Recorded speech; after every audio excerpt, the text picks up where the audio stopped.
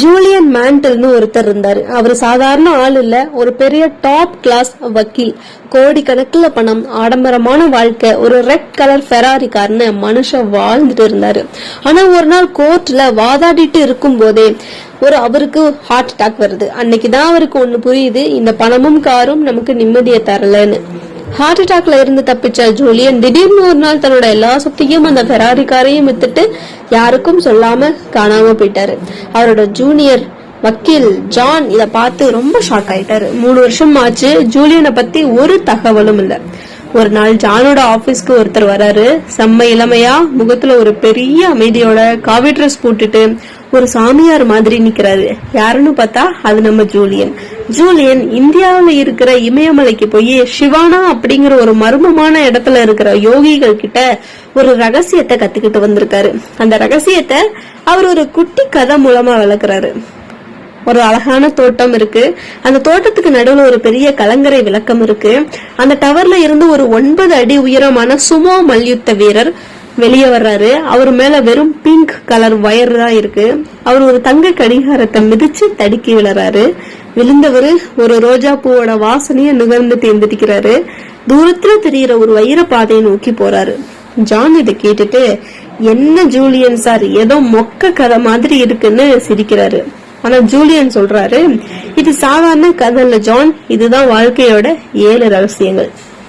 First one, தோட்டம். இதுதான் நம்ம மனசு. அங்க வேண்டாத கவலைகளை வளர விடக்கூடாது, பாசிட்டிவான எண்ணங்களை விதைக்கணும். 2வது, கலங்கரை விளக்கம். இதுதான் நம்ம வாழ்க்கையோட லட்சியம், ஒரு குறிக்கோள் இல்லாம பயணம் பண்ணக்கூடாது. 3வது, சுமோ வீரர். இது கைசன்னு சொல்லப்படுற ஒரு தொடர்ச்சியான முன்னேற்றம், நம்மள நாமளே தினமும் செதுக்கிக்கணும். 4வது, பிங்க் வயர். இது சுய கட்டுப்பாடு. பிங்க் வயர் பார்க்க மெலிசா இருக்கும், ஆனா அதுலதான் கரண்ட் போகுது. அந்த மாதிரிதான் நம்ம டிசிப்ளின். 5வது, தங்க கடிகாரம். இது நேரத்தோட மதிப்பு, போன நேரம் திரும்ப வராது. 6வது, ரோஜா பூ. இது மத்தவங்களுக்கு உதவி செய்யறது. ரோஜாவை கொடுத்தா அந்த வாசனை உங்க கையிலயும் இருக்கும். 7வது, வைரப்பாதை. இது நிகழ்காலத்தை ரசிக்கிறது. வைரத்தை தேடி ஓடும் போது காலடியில இருக்கிற பூக்களை ரசிக்க மறந்து விடக்கூடாது. ஜூலியன் இப்ப முழு நிம்மதியோட இருக்காரு. காசு, காரு, அந்தஸ்து இதெல்லாம் விட மன அமைதிதான் முக்கியம்னு அவர் கத்துக்கிட்ட அந்த ரகசியத்தை இப்ப உலகத்துக்கே சொல்லிட்டு இருக்காரு. வாழ்க்கையில ஜெயிக்க ஓடுறது தப்பு இல்ல, ஆனா அந்த ஓட்டத்துல உங்களை நீங்க தொலைச்சிடக்கூடாது. அதுக்காக எல்லாரும் சாமியாரா போகணும்னு அவசியம் இல்லைங்க. இந்த கதையோட உண்மையான நோக்கம் எல்லாத்தையும் விடுறது கிடையாது, எதை எப்போ பிடிக்கணும்னு தெரிஞ்சுக்கிறது தான். நம்ம காசு சம்பாதிக்க ஓடுற ஓட்டத்துல நம்மளோட ஆரோக்கியம், மன நிம்மதி, குடும்பம் இதையெல்லாம் தொலைச்சிடுறோம். ஜூலியன் மேண்டல் எல்லாத்தையும் வித்ததுக்கு காரணம் அவருக்கு அப்போ அதுதான் தேவைப்பட்டுச்சு. ஆனா நமக்கு தேவை பேலன்ஸ். அதாவது ஒரு கையில வெற்றியும் இன்னொரு கையில அமைதியும் இருக்கணும்.